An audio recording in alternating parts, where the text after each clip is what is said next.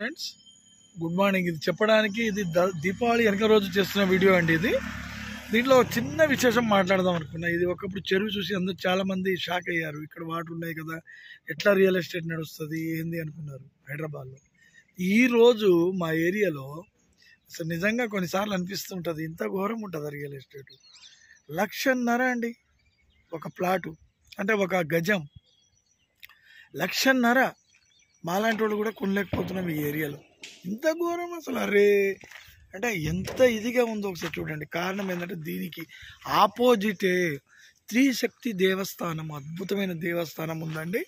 ఈ దేవస్థానం గురించి చాలా చాలా చాలా చాలా చాలా విశిష్ట వైభవం కలిగిన ఒక టెంపుల్ ఇది. ఈ టెంపుల్ గొప్పతనం ఏంటంటే రోజుకి 3 అమ్మవార్లు, త్రిశక్తి, 3 శక్తులు. ఒక శక్తి అంటేనే మనం భరించలేమండి, చాలా ఎక్కువ ఇదంటాం. అలాంటి 3 శక్తులు అమ్మవార్లు ముగ్గురు కలిసి ఒకే దగ్గర వెలిసిన ప్రదేశం అండి ఇది. సో ఈ టెంపుల్ అసలు ఎంత అద్భుతంగా ఉంటుందంటే, దేవుడు మనకి ఇచ్చేయనట్టు దాని అదృష్టం లేకపోవడం కొంతమందికి అన్నట్టు, అందులో మేము కూడా ఒకటైపోయాం. మేము కూడా ఈ ఏరియాలో ప్లాట్ కొనే పరిస్థితి అయిపోయింది. సో అంత ఏరియా డెవలప్ అవ్వడం నిజంగా. పక్కనే కమ్యూనిటీ హాల్, ఇది కమ్యూనిటీ హాల్ అండి. పక్కన చెట్ల అడ్డు ఉండడం వల్ల మీకు కనబడకపోవచ్చు. ఇది కమ్యూనిటీ హాల్ పక్కనే టెంపుల్, ఇటు మళ్ళీ చెరువు ముందు. సో ఇది ఇటు పక్కన రియల్ ఎస్టేట్ వెంచర్లు ఘోరంగా వెలిసినాయి. ఏ పరిస్థితిలో కూడా కొనేటట్లేదండి పరిస్థితి ఇక్కడ. సో హైదరాబాద్లో రియల్ ఎస్టేట్ అంటే అంత ఘోరంగా పెరగడం రేట్లు. ఉన్నప్పుడు 5,000 10,000 ఉన్నప్పుడు కొనండి రాబాయ్ అంటే నా దగ్గర లేదు, వాడు బ్రోకర్ ఏదో తినేస్తున్నట్టు వాడి మీద ఏడుస్తాం. ఇప్పుడేం పొడవడానికి ఒక్కటి కూడా చేత కాదు మనకు. ఉన్నప్పుడు కొనుక్కోండి అని ఎంతమంది బ్రోకర్లు చెప్తారు. రియల్ ఎస్టేట్లో ఏజెంట్స్ ఎంత మంచిగా క్లారిఫై ఇస్తారంటే, తీసుకోండి సార్ అంటే నాకొద్దు. ఇప్పుడు ఏమైనా ఉందా?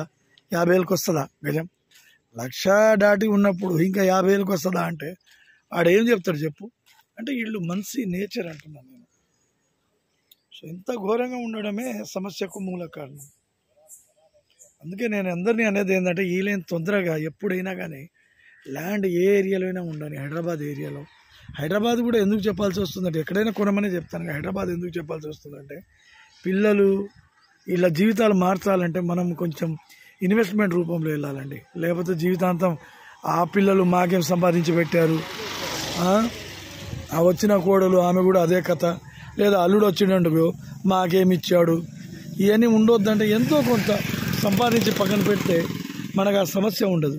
అయితే ఇందులో కీలక పాత్ర భర్త ఎంత కష్టపడినా భార్యది ఉంటుందండి.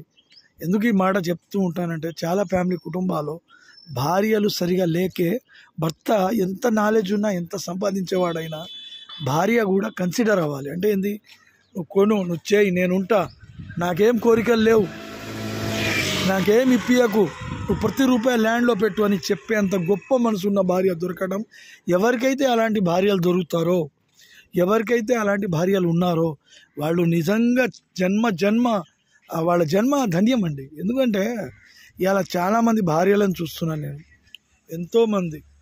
వాళ్ళు ఏంటంటే, నాకు గోల్డ్ కావాలి, నాకు కంఫర్ట్ కావాలి, నాకు టీవీ కావాలి, నాకు రేడియో కావాలి, నాకు తొక్క కావాలి. ఏం చేస్తారండి అవి తీసుకొని? ఇవాళ 1,00,000 రూపాయలు ఉన్న వస్తువు రేపు 10 రూపాయలకు వచ్చే రోజులు వస్తాయి. 100% వస్తాయి. కానీ ల్యాండ్ వస్తుందా? అట్లా ల్యాండ్ వస్తుందా? రాదు. కానీ చెప్తే వింటారా? వినరు.